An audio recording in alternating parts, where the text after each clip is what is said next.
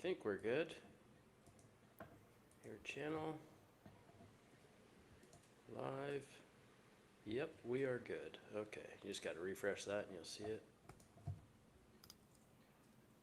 Let us know if you can see us and hear us. Oh, there you go. Yeah, if you refresh your page, that refreshes the video.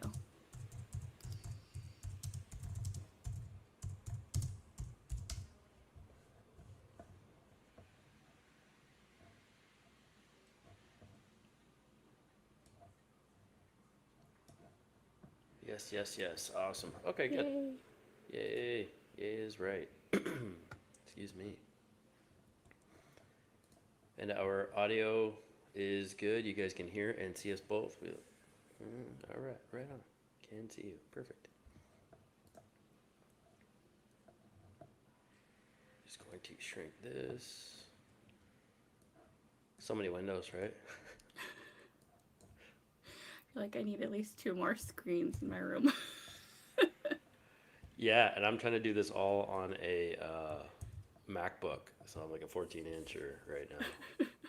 I had my 27 inches at home, right? Because it just seemed like it was too cumbersome to bring, but we totally could have brought it and should have brought it. However, with the newer MacBooks, they come with the HDMI cable, so I can just set up, I can buy a smaller TV and just literally plug it in. So idiot-proof now, right? Like it's so easy. But I just haven't done that yet, so I'll definitely need to do that. How is everybody? Welcome, everyone. Welcome, welcome.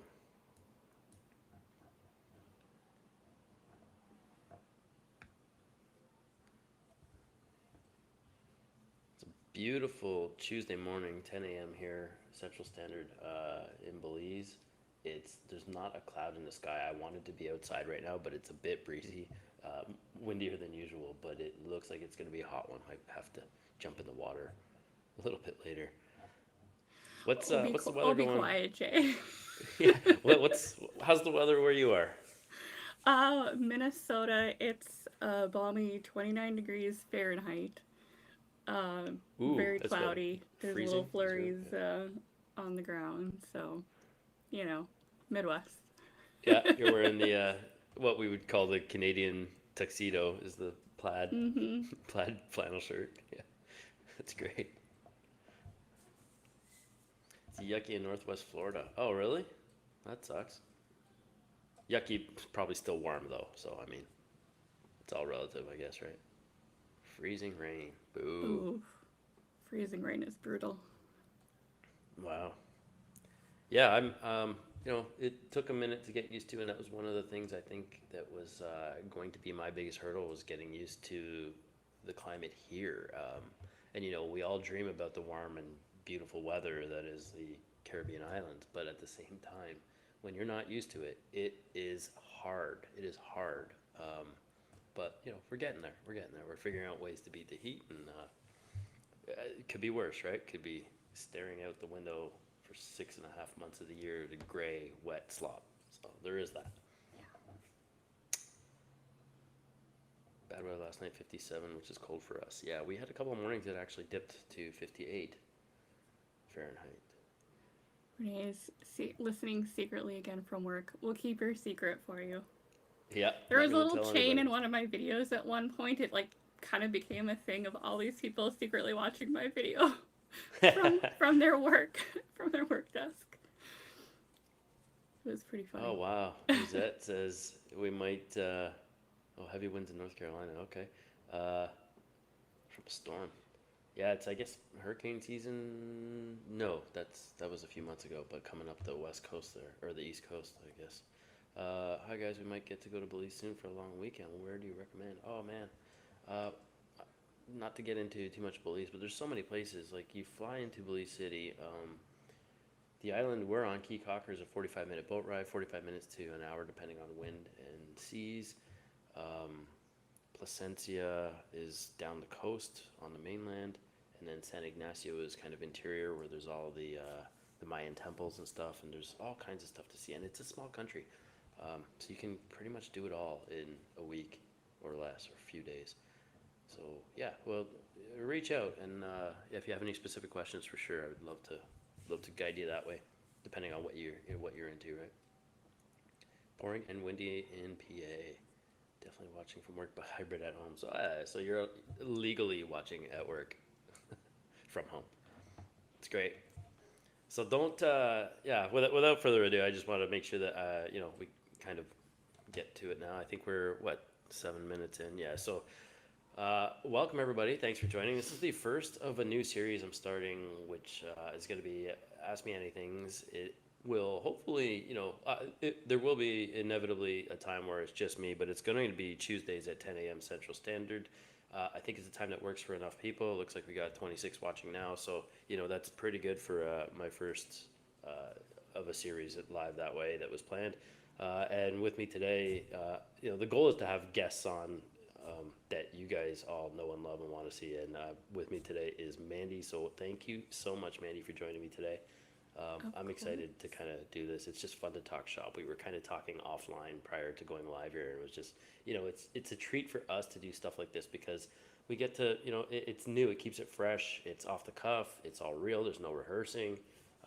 You get to, really understand the depth of our knowledge on certain topics, as opposed to for us reading from a script or trying to stay on bullet points for specific videos.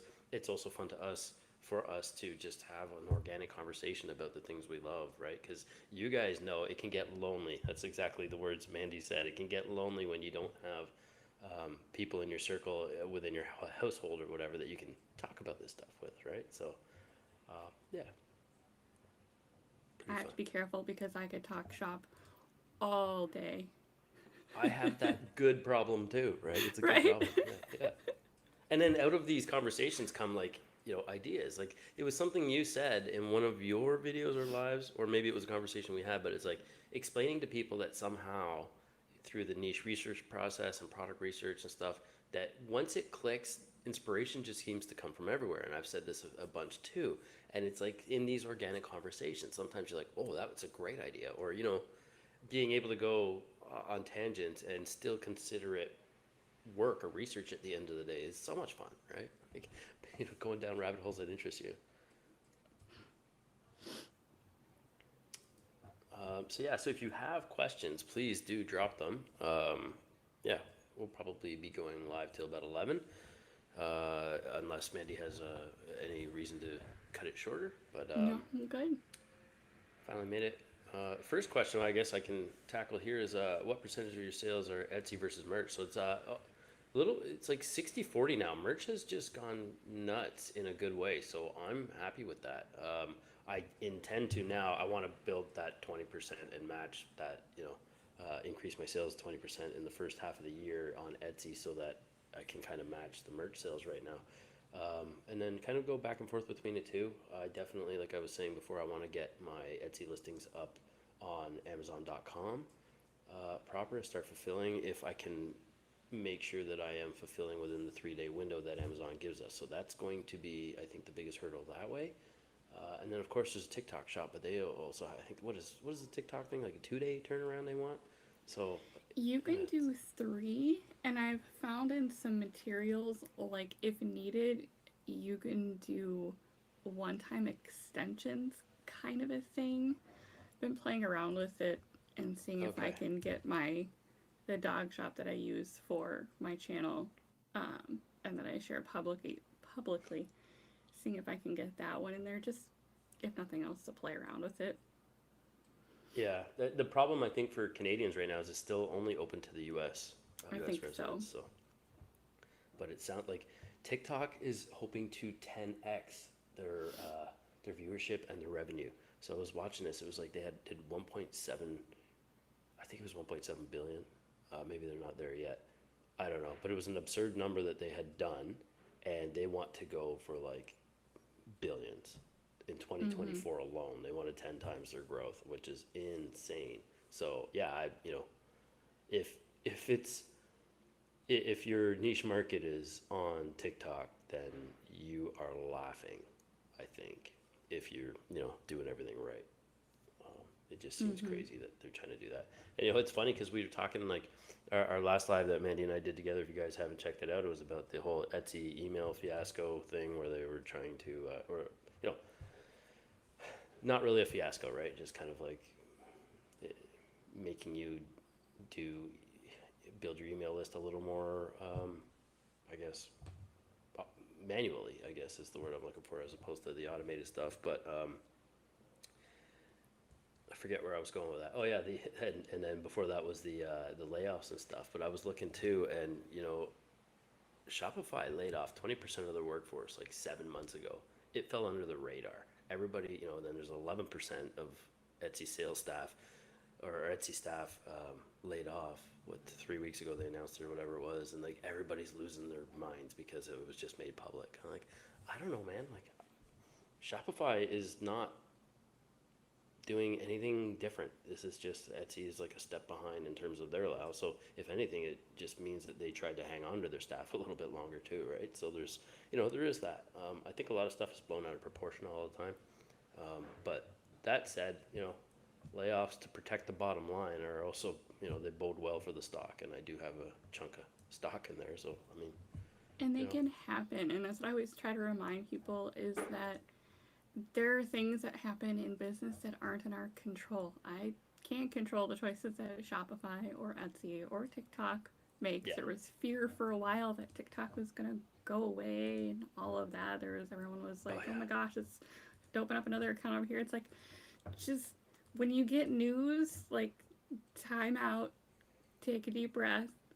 mm-hmm, Just about everything is figure outable, and you just might need to adjust some things. If it impacts your business, you might need to make some changes.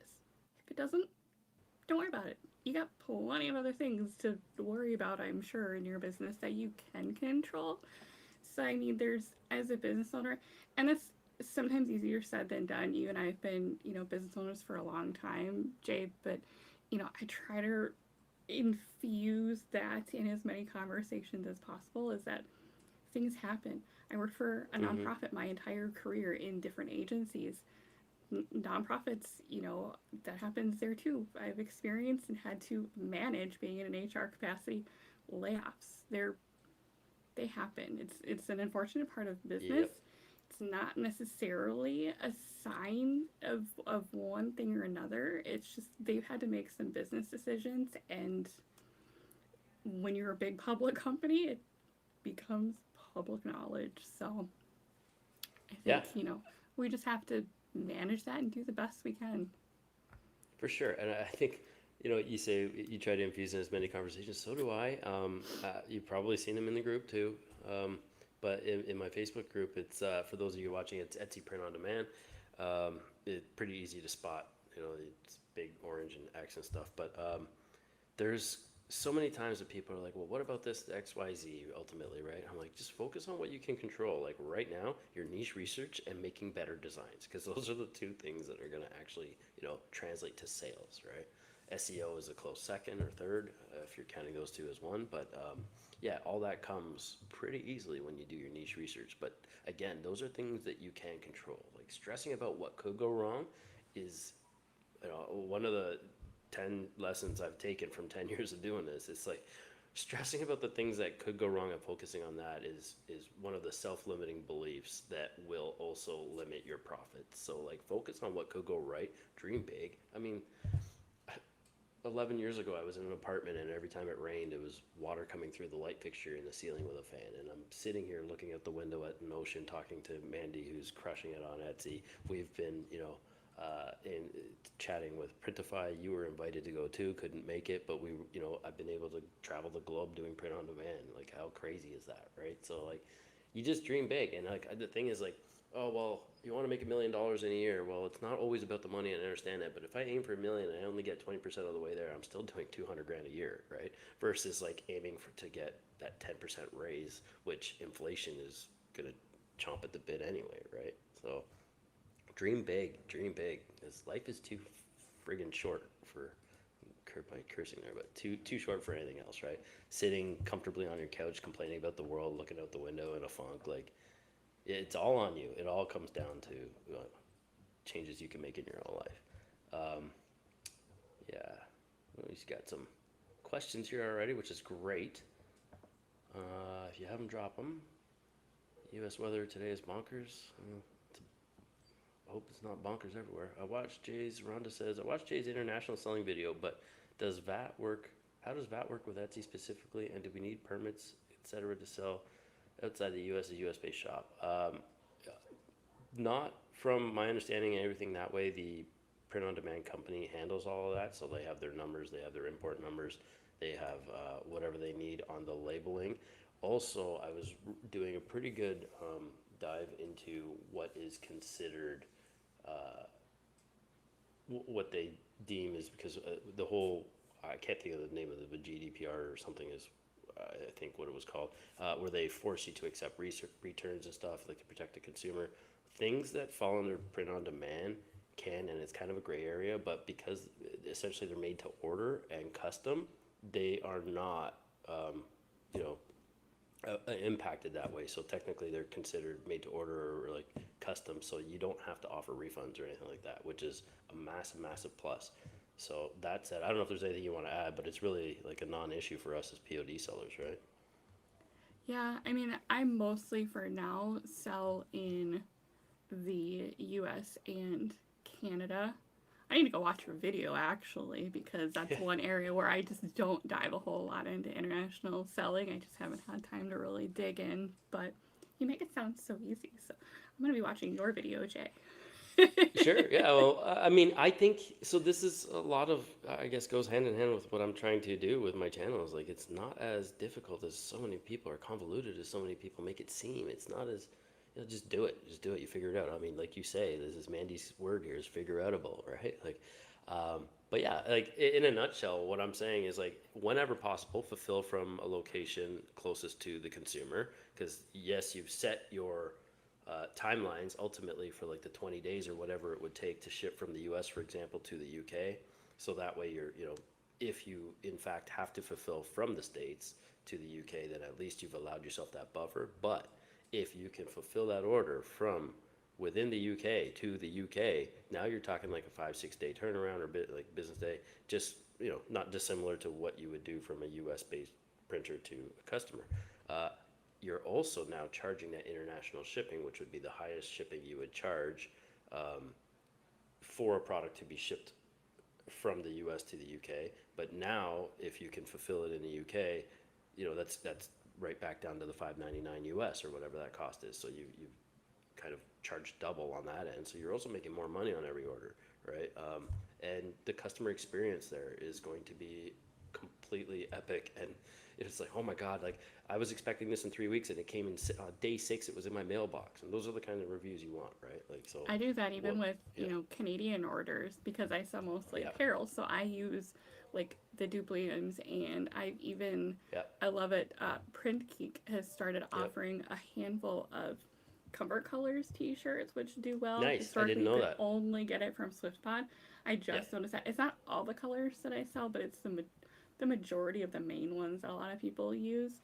And so, like you said, it's, the totes that I always recommend come from actually directly from Duplium. But then, like I said, even though most of my apparel is through SwiftPod, which is in the US, they use Ascendio, which is horrible getting that from the US to Canada. I mean, good luck if it gets there. But I just swap those out for, I swap them to a Canadian provider that I know has done a good job, and they're there super fast. Yep. I've even used Canadian providers as a backup. I did that. My first Q4 was a year where apparel, there were some struggles with like really popular sweat, like Gildan 18,000 colors. And my little secret stash was in Canada, and it would, like Duplium, they get it to the US. US to Canada is really slow, but for the most part, Canada to US didn't really take any longer than any of the US providers shipping out in the middle of Q4 that year. So, I mean... And that is something I learned from that and shipping our own. Yeah. Well, and Duplium, I'll throw them a bone here for sure because their print quality is fantastic. I would equate it to like the Dimona. I've had of the thousands of orders, I think I've had like one misprint from them. I think the ink probably ran out of color because instead of the print being like a blue color, it arrived red. Yeah, okay. Well, yeah, But that like, sounds like, I think that's probably the only issue I've ever had with them. And again, things come up. It's a normal part of print on demand business. It happens. They're dealing with thousands upon millions of, you know, pieces and units of things mm-hmm. on the daily. So it's bound to happen. But definitely, the, they do a good job by and large. the Yeah, for sure. And I think they use the same method we did for when we were printing for ourselves to get it to the States, because that was one of the things with COVID is like inventory and supply chain shortages, and all the Canadian suppliers had shirts, the Sanmars, the Alpha Broders, the Technosports, SNS. They had shirts in Canada, so and they would deliver, if you ordered by 4 p.m. today, they would be on your porch, a box of blank t-shirts by 11 a.m. the next day. So, I mean, it was quick we could process, whatever came in at 4 o'clock, we would order boxes, like, 3 or 4 boxes of 100 shirts each, all the sizes we needed, all the itemized, and they would be on my door the next day. And our turnaround was insanely quick for that. But we would package everything and then courier it to a shipping company that is basically a broker, and they would drive it across the border in Niagara Falls to the New York side and then ship with USPS. So it would be one extra day than the traditional USPS shipping would be in States, because we would drive it from Canada to the States. But that's how I assume the print geeks and the dupliums are doing it, right? Versus shipping from the States to Canada just traditionally through USPS. And Canada Post in Canada is terrible. It gets handed over and it sits for 4 days doing nothing. And yeah, it's a terrible thing. But, okay, so yeah, sorry, I digress. Got another question. Mandy and I if are you both. have a large batch of designs, is it better to spread them out over the week when uploading, or do them all at once, and does it matter? So I feel like, I'm assuming you're talking, Brian, about Etsy, and I always feel like there's some information out there that's like, do one a day, or don't do batches, or do batches. So I'm kind of an efficiency nut, and I work in batches. And so if I've got a batch of 10 designs ready to go, got them, ready in Printify, and they're ready to list, I'm going to list them, because what's not going to sell are the things still waiting in my draft bin. Yep. So I always say, if you got them, list them. And, Etsy wants to see you active in your shop, but I think the misconception is that active doesn't mean save all of your listings so that you can post 1 or 2 a day and trickle them in. Active can be updating your listing photos, it can be updating your titles, it can be reviewing your tags, it can be, responding to customers, it can be lots of different things being active in your shop. If you've got some old listings and you're going through and making some major changes to the listing photo and the titles, renew it. Those get, little minor bumps too. They're not quite the big bumps that they used to be back in the day when the whole, spin was just renew all of your listings every day, all day. That was a thing years ago. I don't remember if you do that, Jay, but that used to be a 100%. thing. Like, I still do it. It still works a little bit. Yeah, and so it's like I'll renew ones that I know have been kind of hanging out for a while, or like I said, especially if you've made changes and you want to see if those changes are having an impact, renew them. New listings get a bigger bump.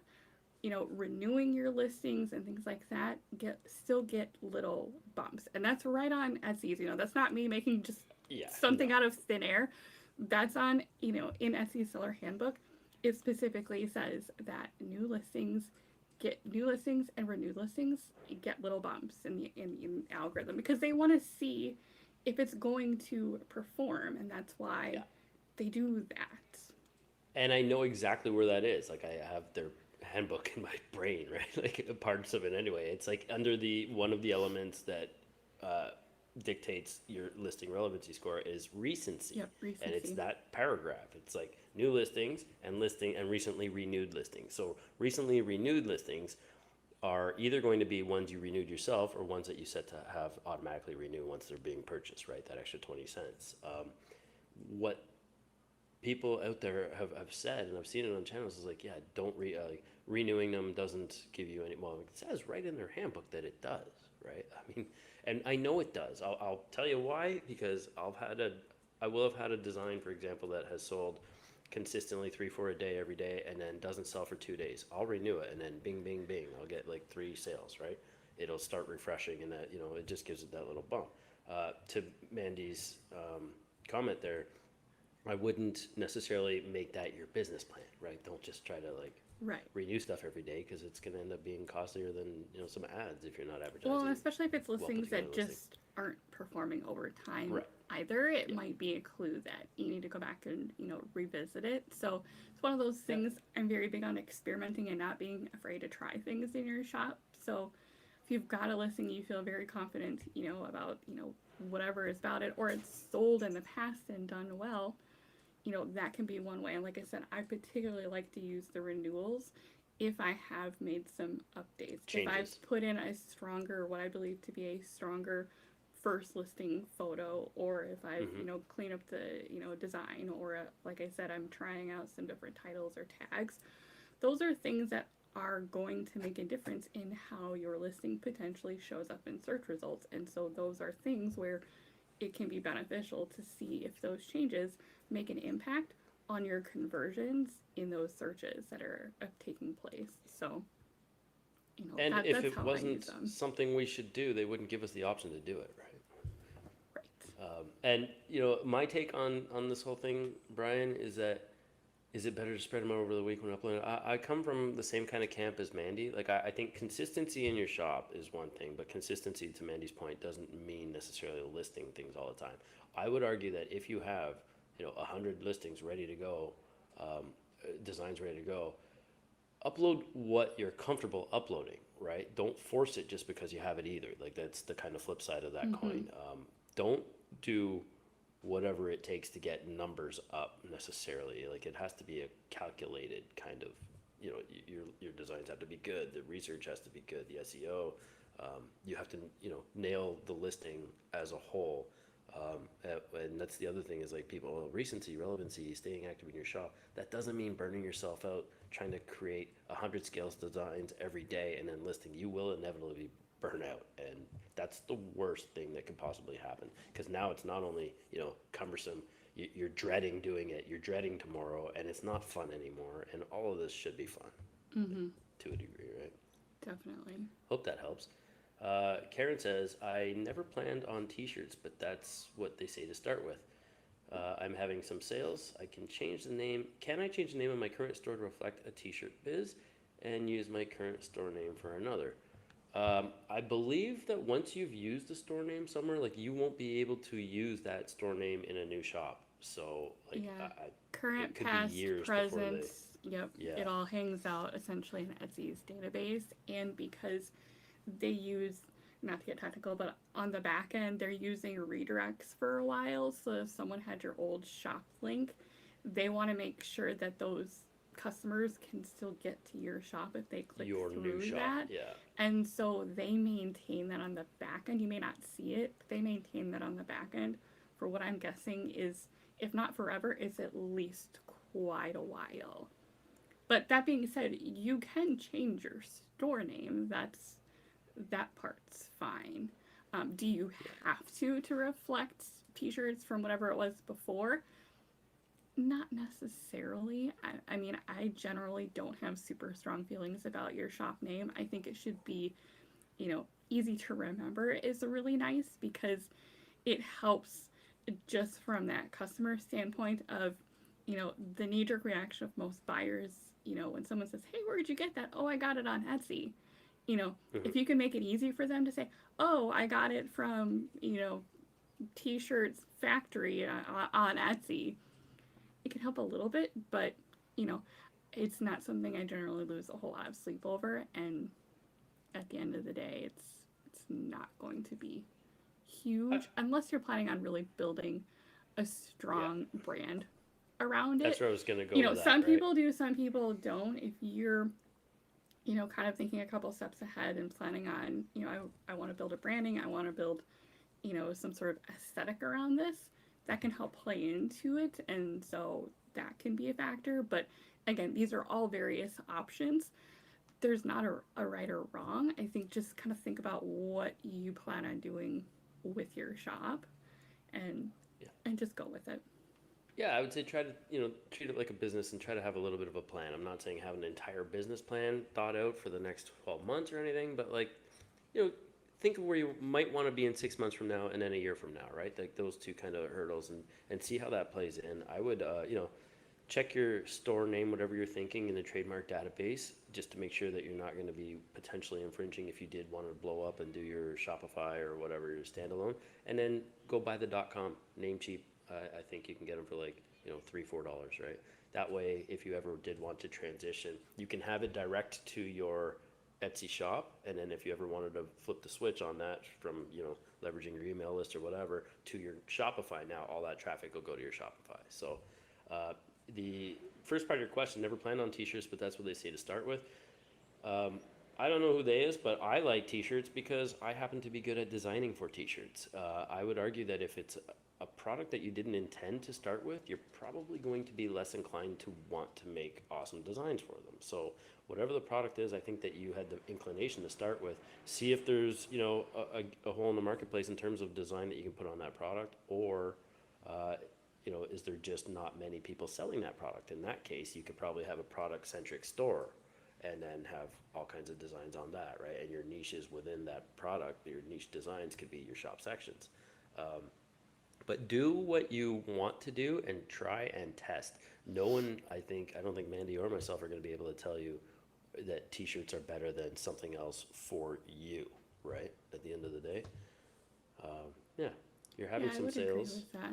Yeah. Especially if you're getting sales, so when I've had a few different shops over the years. The one that I started with very early on in my print on demand journey was Shiny Object Syndrome, designed on all of the things. And when I say all, it actually wasn't t-shirts or sweatshirts or apparel for the most part. I was really into surface designing for a while, so I was making like a lot of seamless patterns and things that I was drawing and putting those again on all of the things. And what I found was when you have lots of different products that haven't necessarily been tested in the market, and that you have designs that haven't necessarily performed and been proven in the market, that can get very overwhelming very quickly because they're all a little different. They all have different price points. If people order multiple, you got to make sure you're covering the bases there. So there's Shipping some fees. extra Yeah. factors there. Some kind of non-standard print-on-demand products. I also find that, especially on Etsy, sometimes you almost end up pricing yourself a little bit out of the market on some things, at least from what I saw from some of the products that I was playing around with early on. And so when I kind of pivoted, I ended up going the sweatshirt route. So not necessarily t-shirts, but I wanted to do sweatshirts. And a large part of that decision was really around keyword searches. Some of that research that I did, I could take the same exact niche. I'm just going to say, dog mom, just because it's what I use for my channel. It's always easy for me to come up with something there. But, dog mom. Dog mom t-shirt, the competition might have been, astronomical, which isn't necessarily a bad thing, but it was high. And I knew, you'd have to be able to compete on your designs and in very specific ways. However, I could type in dog mom sweatshirt, have lots of searches, meaning there's still lots of demand there, but the competition was lower. So I could compete in a similar way, just different. And so I ended up scaling kind of my second shop in that way. And so then I started there, and by starting with one singular product to really focus on, again, if you've been on my channel, I'm super into efficiency and batching and time blocking and all those things because I was working in just very small pockets of time that I had around kind of my other schedule with my handmade business. And so, by being able to work in that same product, I could easily take the same, template that I was working with to design on, and I could easily, even just in Canva, where I tend to do a lot of my designing, keep adding a page. So if I was working on this kind of sub niche for the day, I could have just design. I could focus on design, and scale that out faster because I'm not switching back and forth between lots of different templates and styles and sizes and all of those different things. And so that was part of kind of my equation too of why I started there. And then as I grew and I had designs that did well, or if I got requests. So sometimes, if it starts on a sweatshirt, the next question from a customer is, can I get this on a t-shirt? You absolutely can. Yes. When you can, always say yes, because that means they want it. And I would create it as a new listing, get the benefit of listing that and having an immediate sale from that. And so I would just add it. You could add it to the same listing if you wanted to. I know a lot of people do that. And so that's how I was able to Yeah. scale it. And then from there, I ended up with some designs, not all, adding it to tote bags as another example because those kind of made some nice accessories and worked with a lot of the designs I was creating on a shirt. So that was just kind of part of that decision making process of how I landed on an original product and then scaled that from there once I had kind of some proven designs and proven concepts so that I wasn't overwhelmed with all of the options that are out Yeah. there. It's kind of the blessing and curse of print on demand, right? I don't know if we've Yeah. said it before. There's like what 1,000 or 900 some sort of products like that even in just Printify alone. Printify alone. Yeah. So it's easy to get overwhelmed. So there's some Well, cool stuff.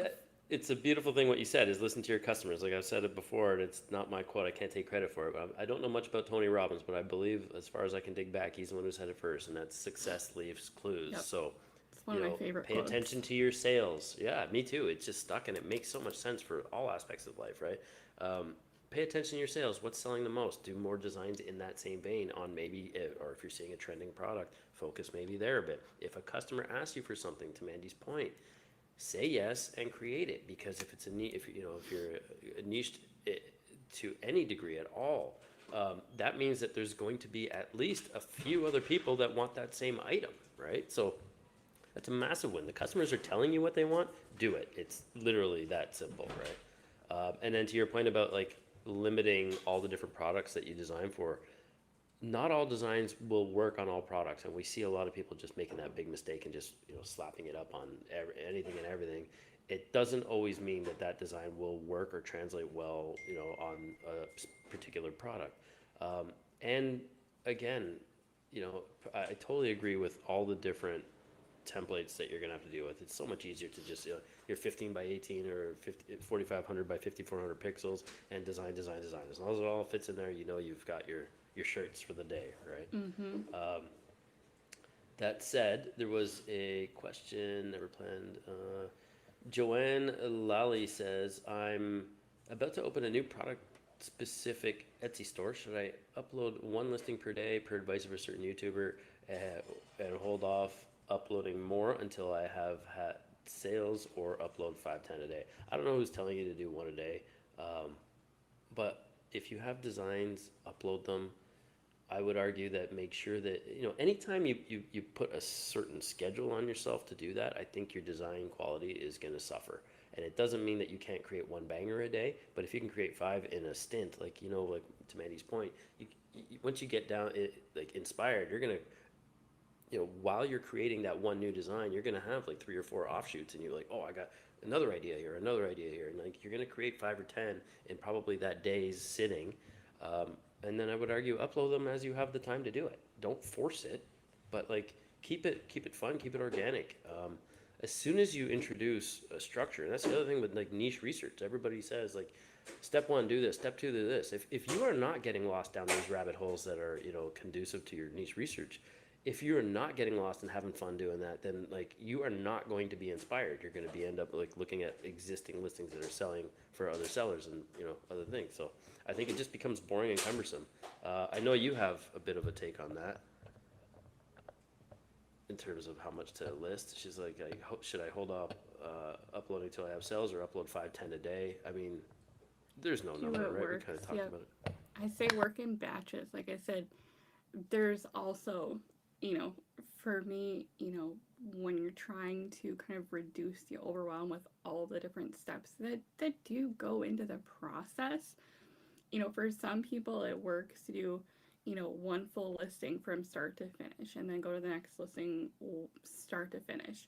And that's fine. And I've done that plenty. But I also find that I am most efficient when I'm working kind of within the same task, right? In those batches, it's there's actually a phenomenon. It's task switching. It's a mental process that your brain goes through when you're switching from one to the other, from one system to another, from one task to another. And the more you can reduce that, the more productive you will actually be, and the more you can typically get done.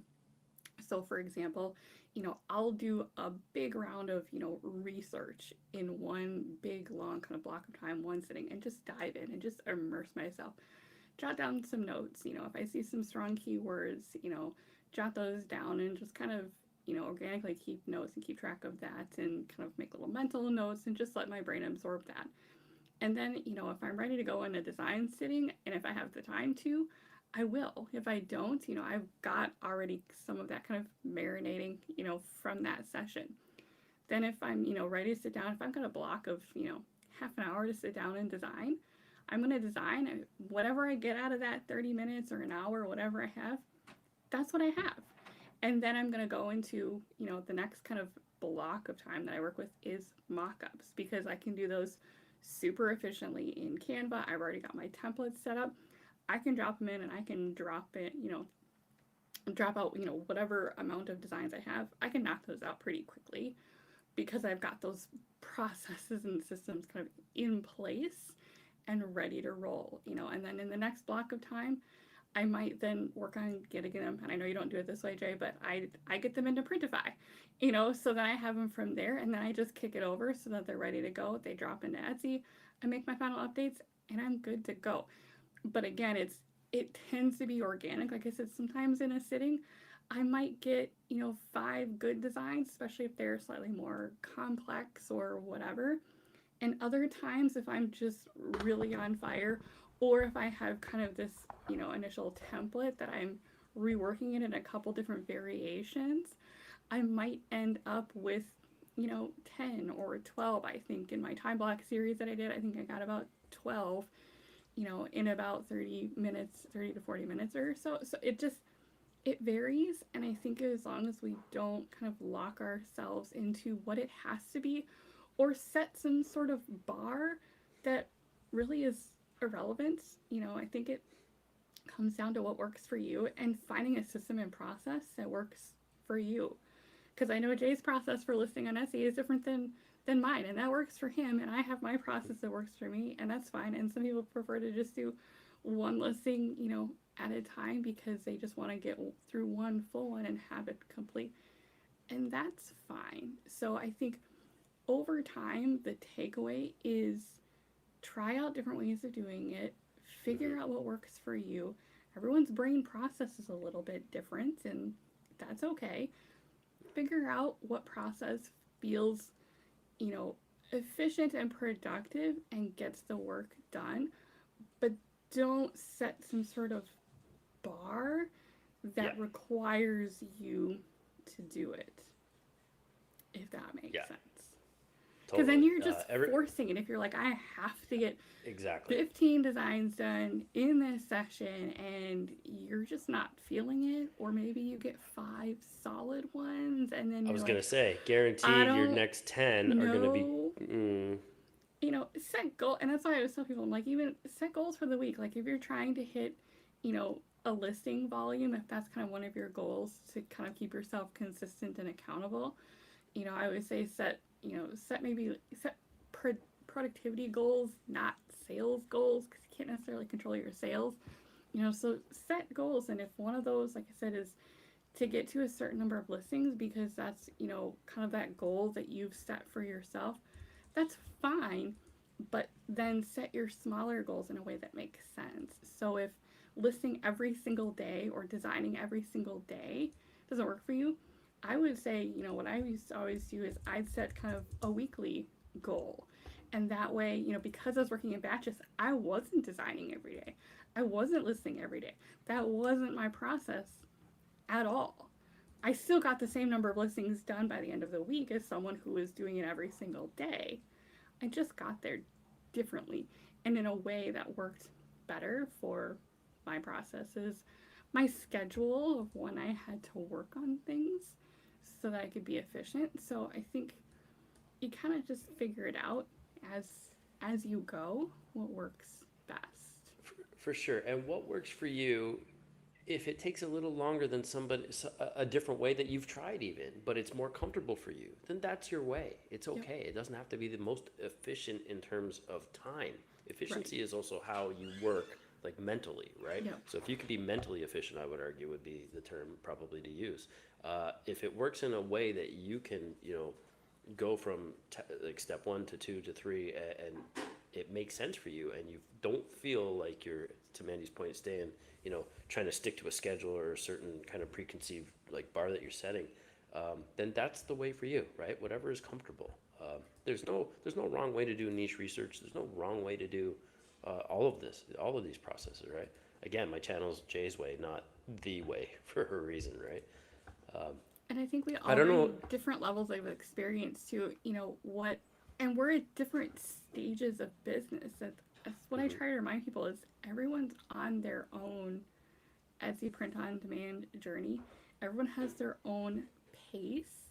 And so, don't compare your day one to my day 500 and whatever, Correct. because they're not the same.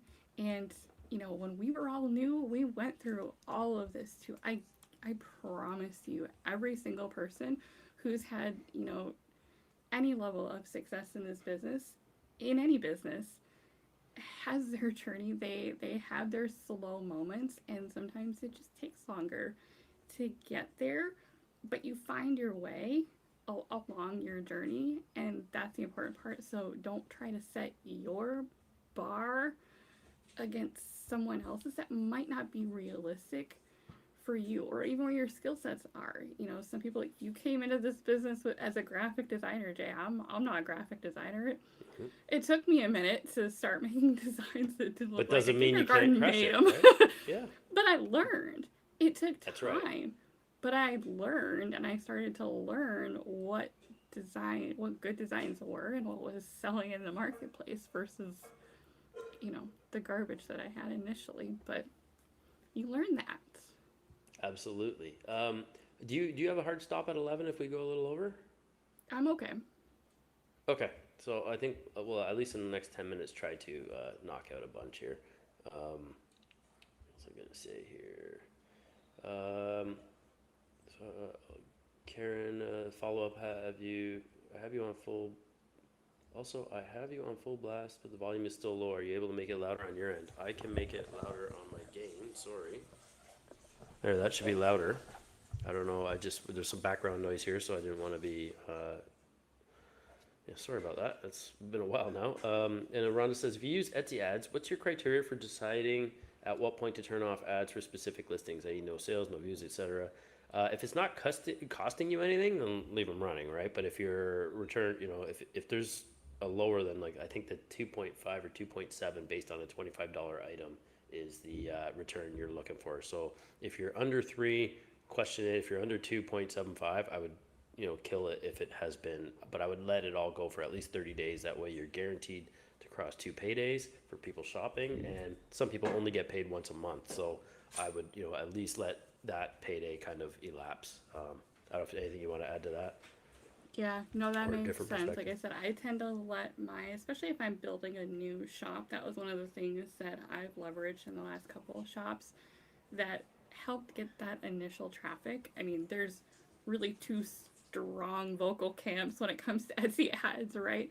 But I've repeated the process multiple times. I've had people in my group that have repeated the process multiple times, and it just kind of fast tracks the data that you have, but it's important, and so it is an investment. I mean, one of the things people Right. ask me is, how do you get it into the per unit cost of your item? You don't really, because the whole purpose of ads is you get a return on an investment, and you make more from those ads than you spend on them, and that's why, like in regular businesses, it's not part of the cost of that. Separate. It's part of your marketing budget. It's a separate investment as part of running a business, and then you monitor that, you get data from it, and if it's not working, yeah, you pull it back after a while and you reassess. In this case, if it's not selling, if you're dumping a ton of money of ads over time and you've got a listing that's not performing, it's getting plenty of views and visits, but it's not performing, turn that ad off and revisit and see if you can make something different or rework it. Or sometimes ads just don't work on every single listing. I find too. I Sure. sometimes will get Yeah. plenty of sales on a listing. They don't have ads on it because it's either in a competitive niche where it's getting clicked on a lot, but they may be going somewhere else. But on its Hmm. own, it will get sales. So Etsy ads tend to be a lot of experimenting, but exactly like you said, Jay, it's watching over a period of time once they've had a chance to kind of run their course for a little while. You watch the ROAS, you watch that return on ad spend, you make adjustments if you need to, or if you see, like I said, that it's a good design maybe, but again, if it's in a competitive niche, you might be spending a whole lot of money on one ad for that listing, or one list, you're spending a whole lot of money on that listing for the ads running, but it's not performing, even though it's a good design. So you turn the ads off because at least then it gives those ad dollars a chance to go to some of your other listings versus getting all chewed up under one listing. I've seen that happen too, especially Yeah. if it ends up being in a really kind of trendy or popular niche. Some individual listings, for whatever reason, just get cranked up in terms of spend, and you might get sales, but it's not enough to really cover what you're Yeah. spending on those ads. So you're better off And it's turning it off and rediverting those ads dollars somewhere else. Yeah, and this is before your Etsy time, but there used to be a time where we could individually set parameters for You each could you listing in could set Etsy it. ads. Yeah, when I Oh, first started it with my was handmade magical. business, you could. There you go. I Right, remember you've been those there. days. Yeah. Yep, they changed it. So Um, you can't really control a whole lot. It's off or it's on. You can control the keywords, to some extent. But yeah. beyond that, it's just, that's why I tell people you can't even really budget necessarily on a per item. It's just, you can't do it that way Which anymore. is unfortunate. It's not fair that way, right? Like if we could even create individual campaigns, so like these 10 listings, these 10 listings, these 10 listings, that would help so much. But I miss those days. The rationale for Etsy, just so you guys know, for removing that feature was to make it more user friendly because people didn't understand how to do it. I'm like, if you don't know how to so basically shot every other seller in the foot. You know, for a few people who didn't understand how to run ads, instead of learning, it was just like one of the biggest complaints they had, I guess.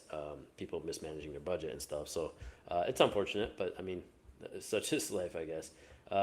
Let's burn through a few of these quick here. I'm in the U.S. to have to do anything special to sell to Canada? Absolutely not. If you're using print on demand, they take care of all of that.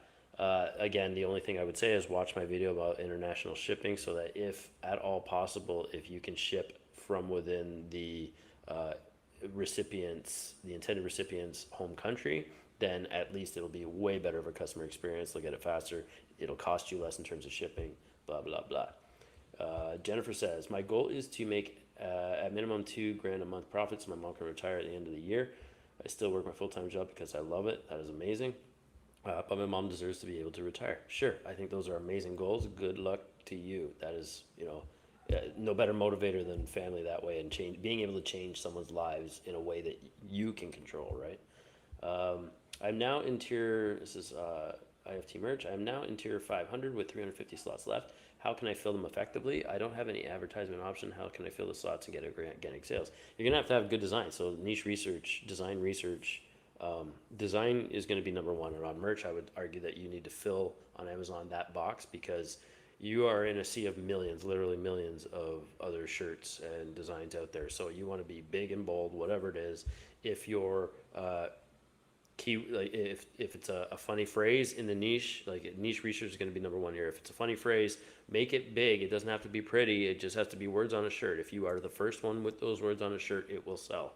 If it resonates, if it catches somebody's eye, if it's something that is already has 10,000 listings of the same, and on Etsy we would say 1,000, but on Amazon it could be 10,000, 100,000 of the same. You're gonna have to stand out from an aesthetic perspective. So you got to bring a new take on how to design it, a different font style, new colors. That's when all that'll matter. You're not on Amazon merch yet, are you? I keep trying. Okay, so I Nowadays, got a it's the little luck bit. of the draw. Yeah, it definitely is. I think I found a little nugget, and I'm going to make a video on this. But before anybody quotes me, I'm going to have to, test this theory. But um, if you join the Amazon influencer I platform, have Amazon influencer. That's what my okay, account so is there goes under. that. Yeah.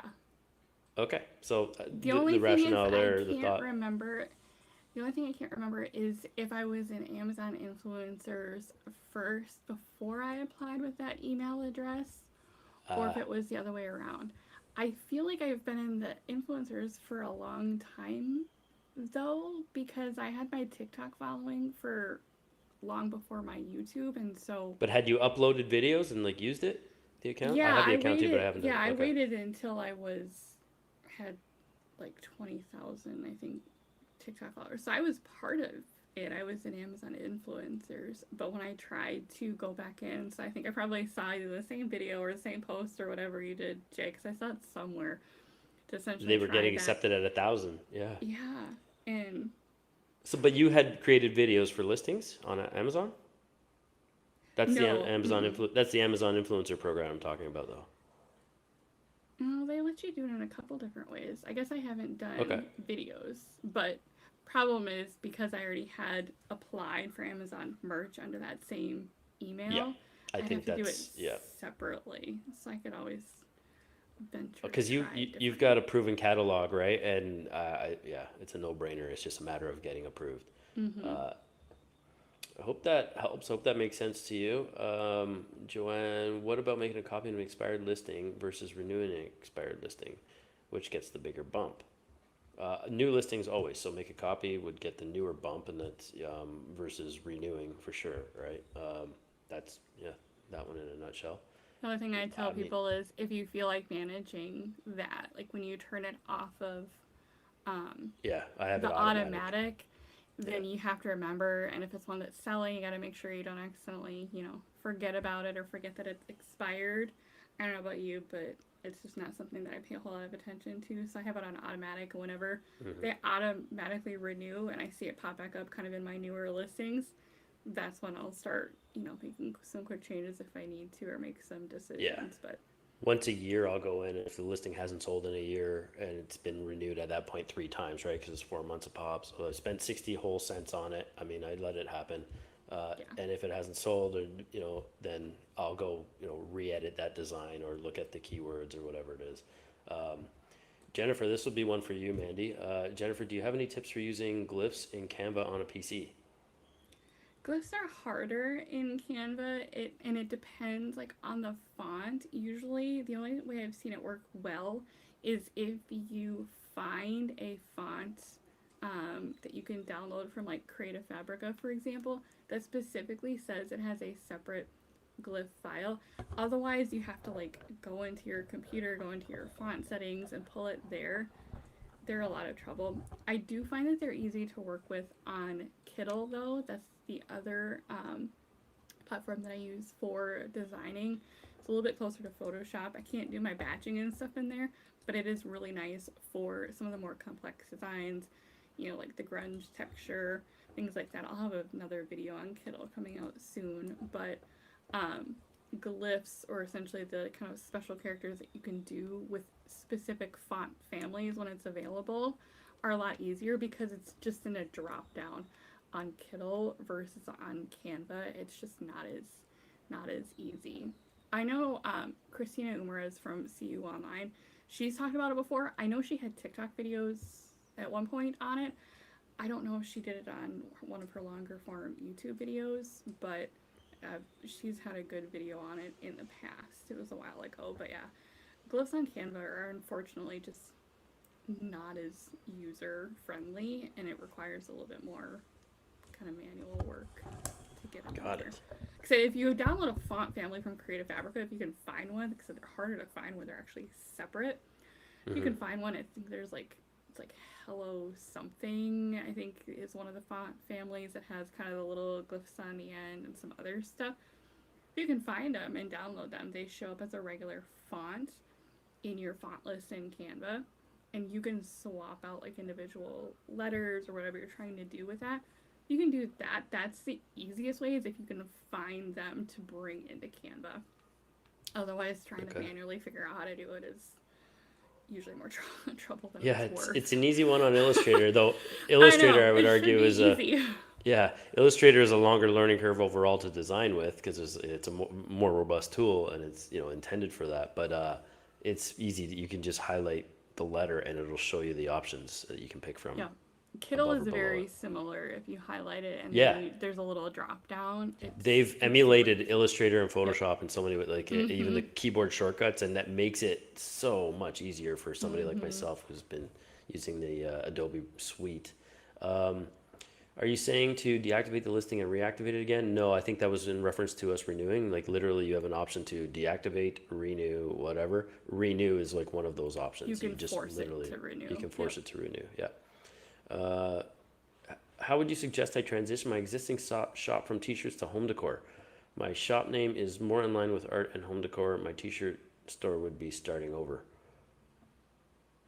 How would you suggest? I don't know. That's a tough one. So like, what are you niched at all? How would you transition from t-shirts to home decor? You know, ideas for me would be to like just start listing home decor in a vein of stuff that was selling. I don't know. It's a hard one. They're completely two different things. You might even be better off just starting a new shop unless you want to leverage all your 5-star history. Um, but yeah, your design, everything's going to be totally different, right? I don't sell home decor yet, but I think I would probably start fresh personally. What do you think, Mandy? Yeah, the only time, in those scenarios, if you're a brand new shop and you're trying to figure out what works, Hmm. sometimes experimenting like that, if you're picking very specific niches, sometimes you can, leverage your, start seller if you've got it, your existing sales, reviews, things like that, and you can kind of pivot a little bit. Or if you're in a very niche shop and it can be a complementary product, like if you've got t-shirts but you also have customers who would appreciate something in the same realm of that niche or specific target audience in a pillow or a blanket, Yeah. that would be fine. So like my dog shop that I use for my channel, it's got multiple products, Right. blankets, sweatshirts, t-shirts, and they all sell fine, but it's a very specific niche and it's things that I know that customer would want, and they'd have different needs. Like my sweatshirt designs are nothing like my blanket designs, but I know that the customer, kind of that customer avatar, would be interested in similar things. So there's been time where I've Hmm. sold multiple, different products. And so you can do it that way. I think there's kind of just a lot of, it depends. If you're planning on going an entirely different direction, so like one of my early shops I mentioned had like surface, pattern designs, seamless patterns. Like I did not go, knowing that I was going from that and wanting to kind of go the reverse direction of yours, Karen, going from more of home decor to of a very specific style and aesthetic to more broad, apparel. They were very different audiences, and so Yeah. that was a complete pivot and change. And a scenario where I would say a different store entirely makes sense. But if you've got a very specific niche, Yeah. that you're going after, and you can have complementary products where it makes sense without creating too much going on in your shop, then you could certainly experiment and see if there's a Yeah. market there as Um, well. yeah. I always Stacy, caution people to same be really thing. careful, especially if you're new around new shops, wanting to immediately go create another one because they have another idea, or they have another idea, so Yeah. they want to create a third shop. If you're new and you're just starting out and you're still trying to find some traction, pick one. Yeah. Focus there. Get good at it. Understand the process. Figure out designs and aesthetics and niches that are going to work for you. And then grow and scale from there if you choose to, Yeah. if that makes sense. Don't Um, try I, and run. If you're going a completely different direction, that's maybe one thing. But if you're trying to go in and plan on transition. Yeah. investing time to either transition entirely or to try and simultaneously run multiple shops, that is a recipe for overwhelm if you haven't figured out kind of one shop What well works? Yeah. first. Right. So I always am Stacy very is the careful same. around cautioning that. My wife does the same. She's got a large breed dog centric store, and it's the niche, right? I would argue like focus less on the product and more on the niche. That will dictate what products to add, regardless of whether you're thinking home decor, but your customers may not. You know, she's got the blankets in there because you can do so much, right? Like the cottage blanket for the dog, it stays at the cottage, but it goes over the couch so that you're not getting the fur on it or the mud or whatever it is, right? Lake water. Certain things, certain products just make sense, right? The people wanted somebody asked for a tumbler that she can show off at the dog park, so she added one of those, right? Like, listen to your customers that way. I would, yeah, if you have any inclination that way, I think I would focus more on the niche and understanding a general target market before putting too much stock into specific products, because arguably speaking, if you're only talking about products and you're having a hard time selling t-shirts, it's not going to be much easier to sell other things because it's going to come down to that design and hitting the niche on the head, right? I hope that makes sense. Hi, Jay and Mandy. I plan to start over my Etsy shop. Can I just sell sweatshirts? Of course, absolutely. That's how I started. Yep. Niche question: how many are too many for a general Etsy store? Is there such a thing? So no, a general Etsy store is literally, all of the things. So there isn't too many. I would argue that the way Mandy's workflow, for example, goes, it's just going to be harder on yourself if you don't kind of niche down in some way. Not saying that you have to be like hyper focused or anything, but it doesn't have to be like only large breed dogs, for example. But if you at least go with dogs or even pets, like at least you have some kind of more of a linear thought process. Everything else will come way easier for you. But yeah, no, to answer your question, there's no limit. When you upload a shirt, do you have to keep uploading it daily forever? Sorry for the newbie question. No, so if I'm understanding correctly, no, you upload the shirt, you create the listing, and it's there, it lives there. If this is going back to the renewing thing, you would set it to either renew automatically, which will, if you have an inventory, a quantity of more than one, Etsy will automatically renew that and charge you a 20% listing fee. So every time it sells, it will get relisted at that 20% mark. So no, you don't have to keep doing that as long as you have your quantity set to more than one. I want to answer Ratna's follow-up question. She asked, Sure. should I go with certain niche that has very little search volume?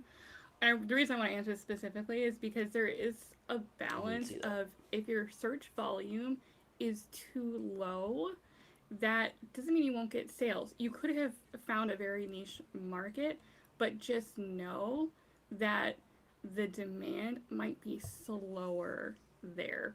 And so when it comes to like keywords and what I'm picking, dog shop, for example, which is what I use for my channel, there's different breeds. I was intentional about different breeds based on search results that I found using eRank, in combination with, I Googled what are the most popular dog breeds that people like and are getting, because if they're popular and people want them because of the dog breed, oftentimes that translates into people want stuff for their dog. And so I balance in my keywords, for example, using those very niche, perhaps smaller search volume words maybe related to a breed, but then I'm also leveraging some of the, the bigger keywords like dog mom sweatshirt or something like that. So part of that is also how you craft your keywords as well, in factoring in competition and how you compete and how you break into those. So I always say, start broad with your overall niche and then figure out kind of what you were talking about earlier, Jay. Yeah. Figure out so those sub niches within there, they're all going to translate into a theme. If you haven't seen my video where I did kind of the top niches for 2024, I basically went in and, took the kind of top 5 niche types or themes: pet ownership, milestones, things like that, things that are, people are passionate about, professions, those types of things. Those are very specific customer identities, and you can translate those into, dog moms that like camping, and you could have different aesthetics that you build in there, but you have an identified customer, and then you have a theme that you're working in. I also find that having themes like that help you scale and come up with ideas. So it's like, I can't think of anything more to do for a dachshund, dog mom. So for today's designing, I'm gonna go work on this other breed and pull Right. in something different. So it gives you, when we talk about ideas and inspiration and where to pull from, when you have kind of at least even just a broad Mm-hmm. trajectory, even if you have lots of different concepts in there, it can also help with kind of that creative Yeah. process and listing process and sub niche process as well, versus constantly feeling like you're trying to either chase down a different niche or pull something out of, thin air. So Yeah. I think hopefully that that's helps. But like I said, balance also, not getting into too small of a micro niche where you can't hang your hat on some other broader theme right. that does have higher search volume. So Yeah. kind of balance that, because again, if the need is too small, you might get sales, but they might not be the volume of sales that you're hoping to get with your shop. Yeah. Sometimes low competition honestly just means low demand, and low demand means low sales. That's just the way it is. So Right. to Mandy's point, you're going to have to get creative and leverage the higher ranking keywords that are still part of maybe that overarching niche. If you zoomed out a level, right, to get eyes on those more niched items. But I wouldn't. A personal thing here, I always would tell people and suggest that you go for a smaller slice of a massive pie than trying to own the whole little tiny pie, right?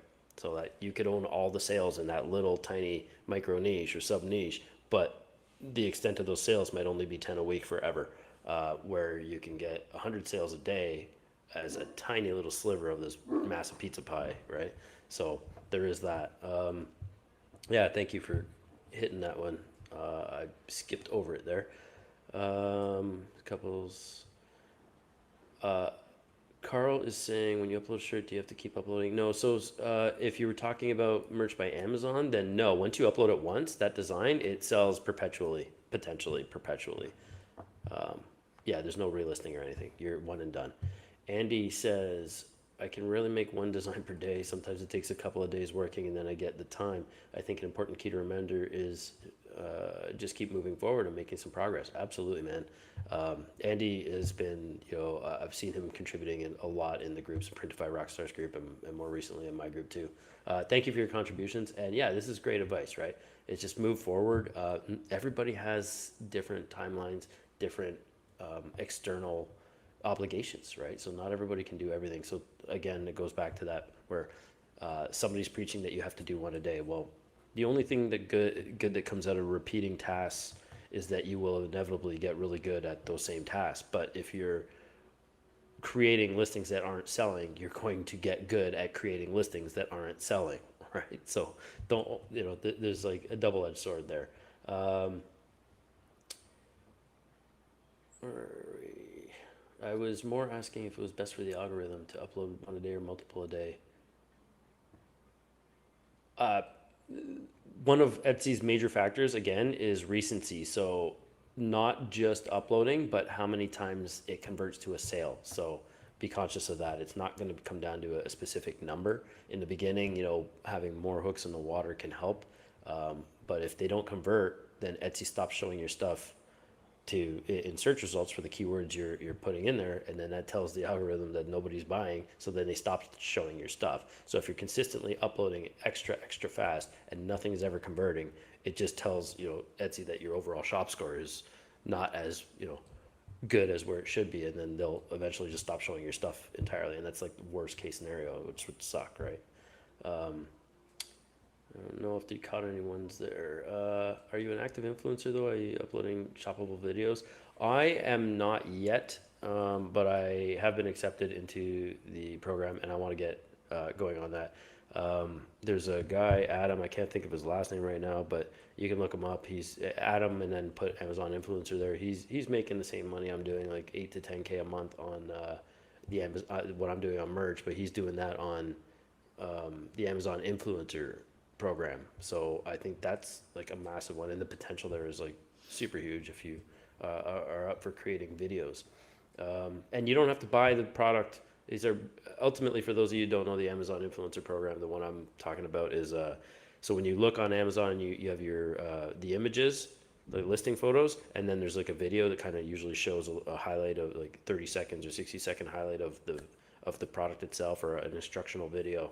Those are the videos. So if you're comfortable making those are the ones. If they click on your listing and then they click on your video, watch your video, and then buy that product, they'll give you a kickback, and it's pretty good. I think I can't remember the numbers right now, but it's a pretty good kickback.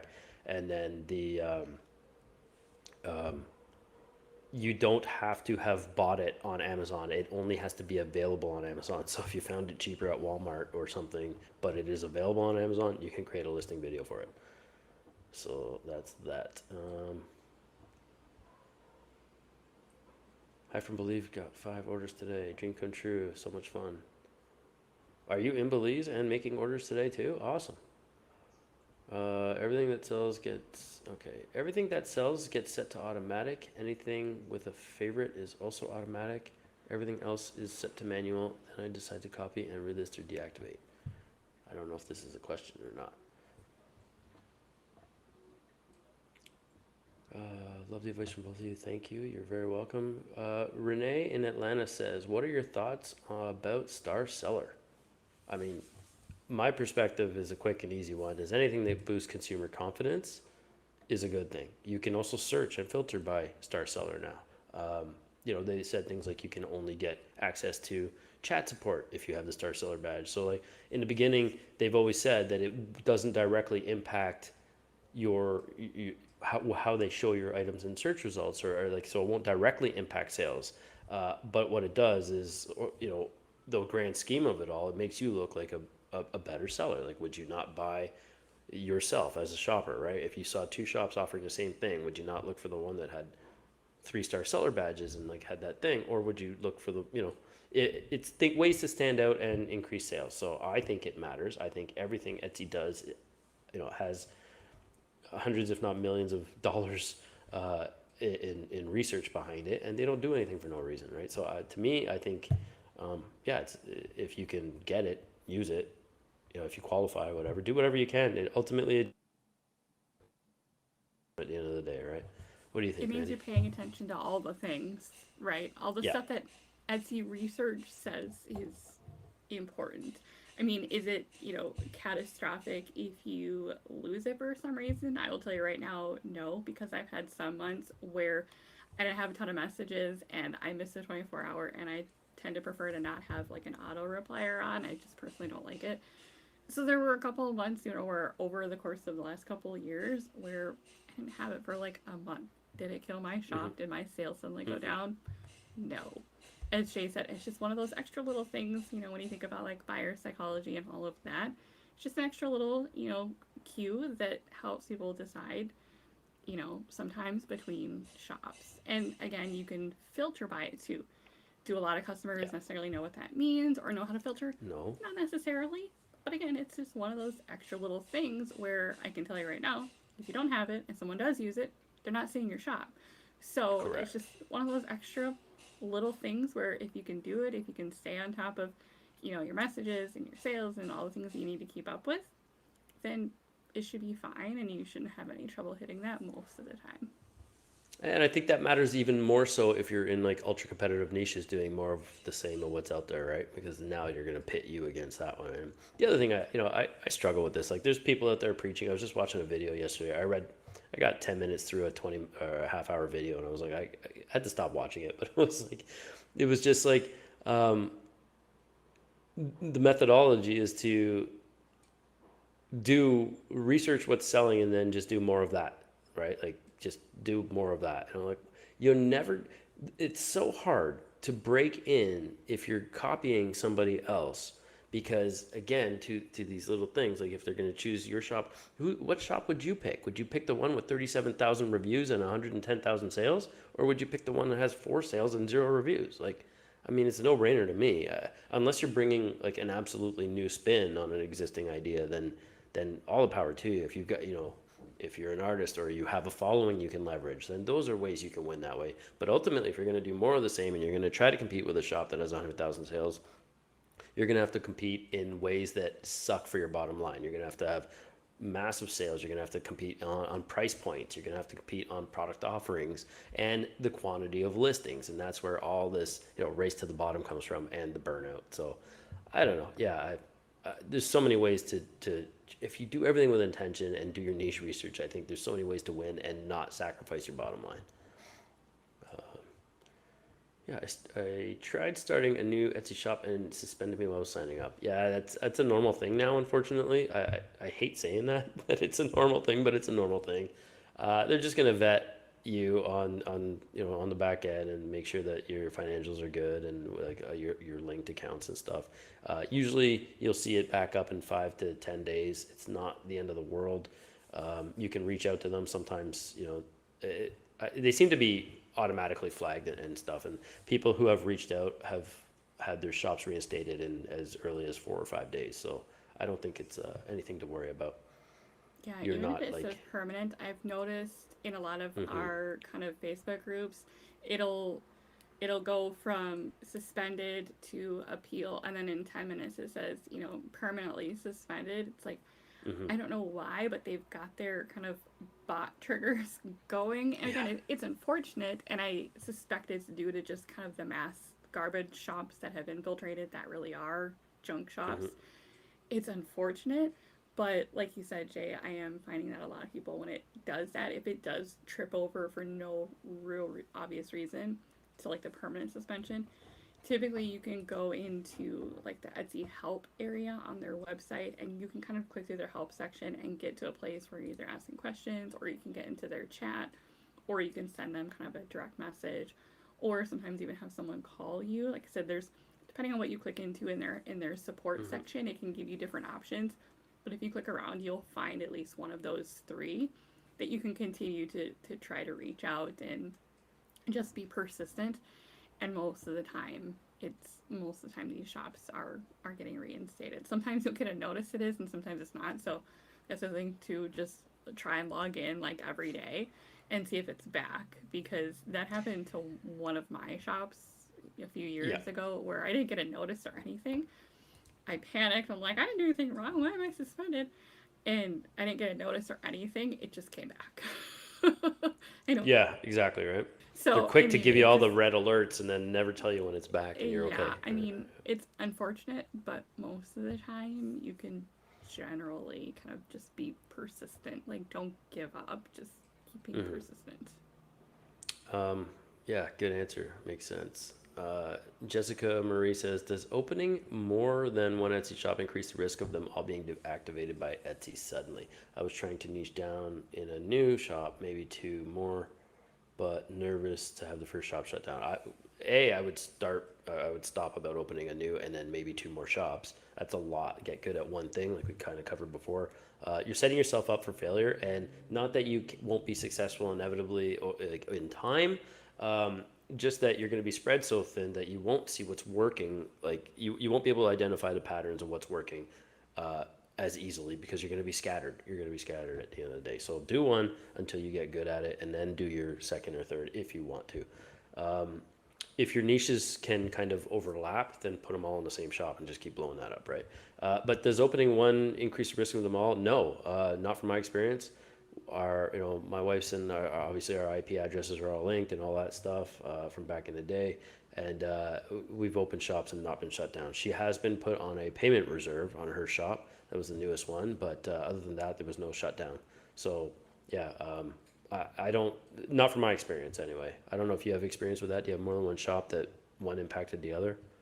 For suspensions, no. The only time that I've seen it is when, and it doesn't happen in every case, I'm not sure why it sometimes does and doesn't, is if for some reason Etsy decides to permanently shut your shop down, so not a suspension, not Mm, a temporary suspension, not a permanent suspension, right. but an actually, you are shut down and banned from Etsy, they will not let you open another shop, because that's all tied into a few different things that they do for your verifying your identity, but it's like IP address, bank account, name, all of that kind of legal behind the scenes stuff, some people have tried to get around that and it just doesn't work. So that's kind of the only scenario where it Yeah. can it can trickle down into other shops if you've got them, but thankfully those generally don't happen very often. Thanks for clarifying. Great content. You're very welcome. Thank you guys for tuning in. This is a lot of fun for us too. So, Michelle Butler says, "Do you feel that it is better to exact match keyword phrases in your tags, even if it means repeating words, or do you focus on getting as many keywords into your tags if that means mixing words in tags?"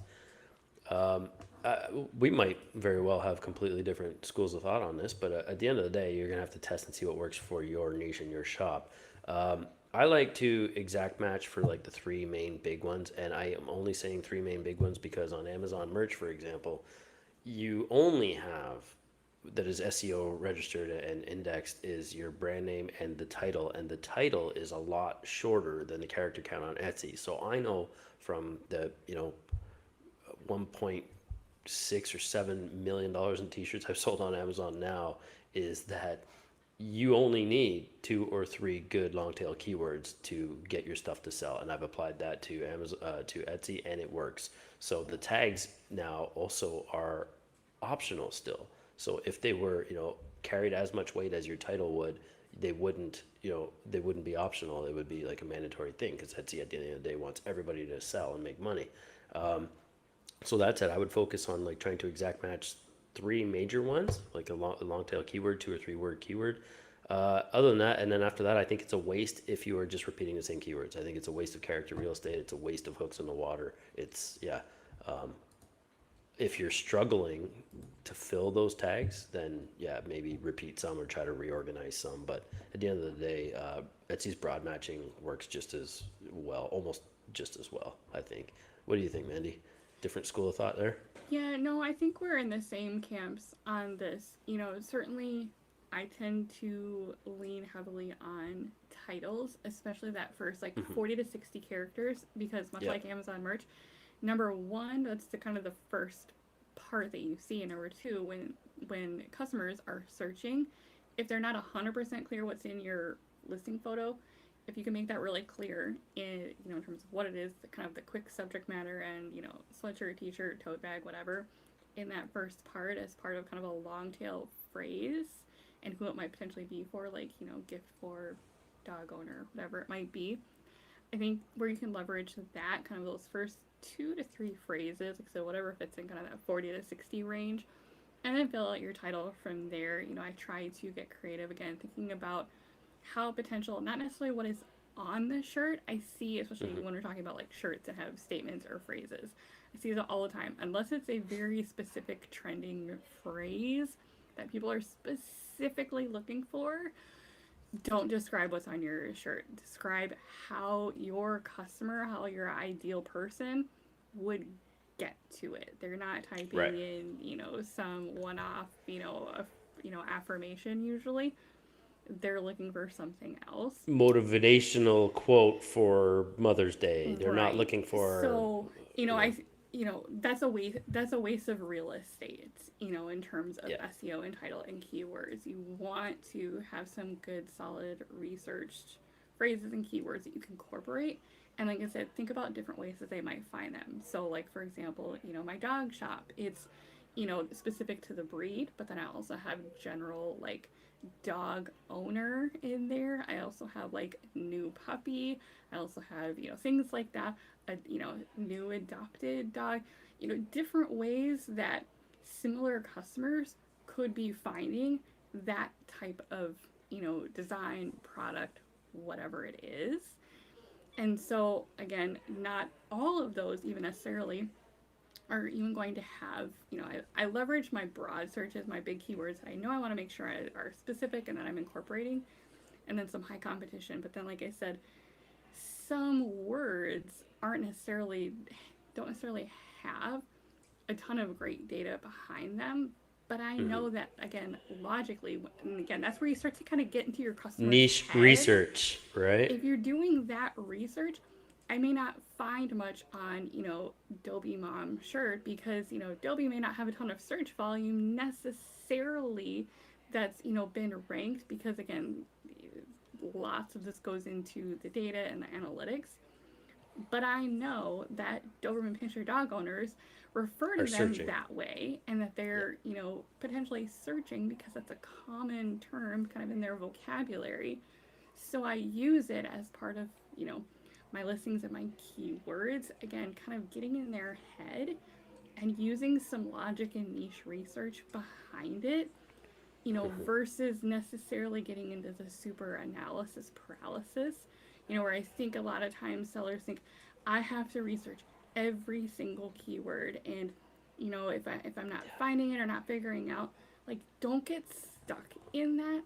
Find your find your broad categories, find, your specific target for your specific listing, but then do your niche research and just kind of have an ongoing concept of these terms that are going to be in your customer vocabulary that Right. they could be searching for, or different occasions, like I said, dogs, new puppy, adoption, foster dog moms, things like that. They're all going to like, dog themed shirts potentially.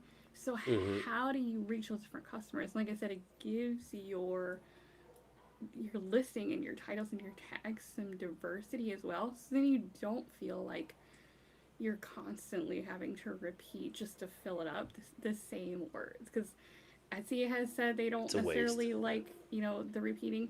And when they did their Etsy up, it was two of their people. It was their Google and Bing person, and then it was their other Yes. marketing guy, I think. I don't remember who the two were. I remember one of them was their SEO guy. And basically they're saying, stop Yeah. stuffing. Some repeating is Yeah. okay. It's more so, I did a video on it, I think probably a month or so ago, but it's more so say it out loud.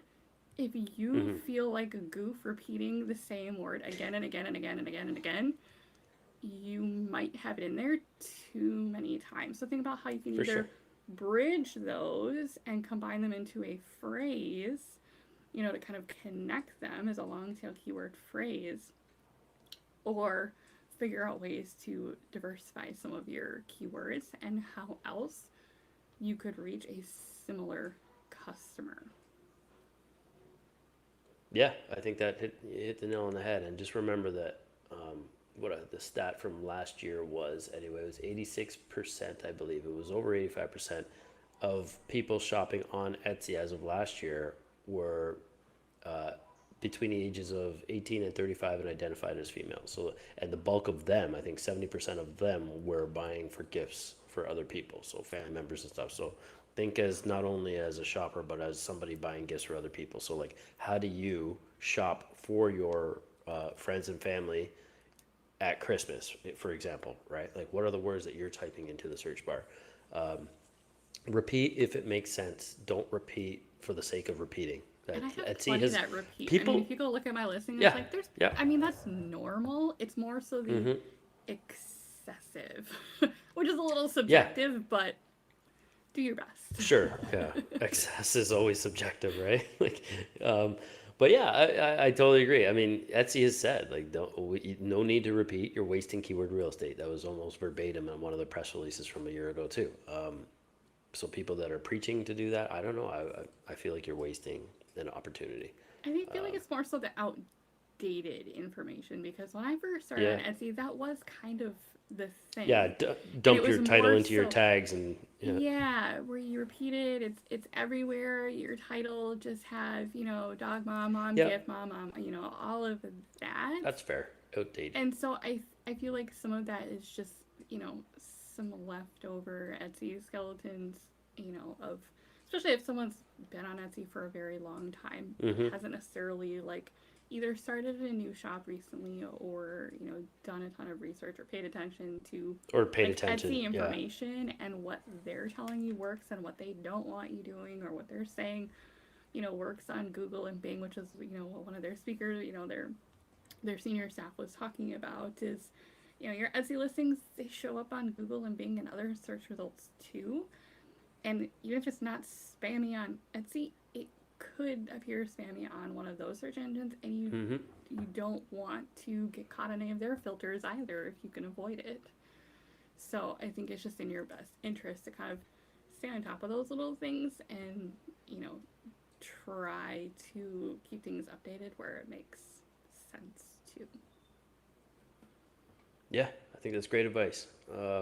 We have no more questions, so we knocked everything off. I hope you guys enjoyed this. I think we can pull the plug here. Thanks so much, Mandy, for joining me. It's again amazing to have you on, and so much fun to talk shop. We were chatting, before, and we'll probably, wrap up behind the scenes again. But yeah, thanks so much. It's such a treat. It's always fun chatting and bouncing ideas off you. I'd like to do this again for sure. Absolutely. Thanks everyone for being here. We appreciate your viewership. It matters to us, Yeah. and we definitely appreciate it. So I'm still seeing only 4 likes. So if there's 48 of you watching now, before we log off, give me some love here on my channel so I can maybe hopefully blow past this 5.99 subscribers I've been stuck at for a while.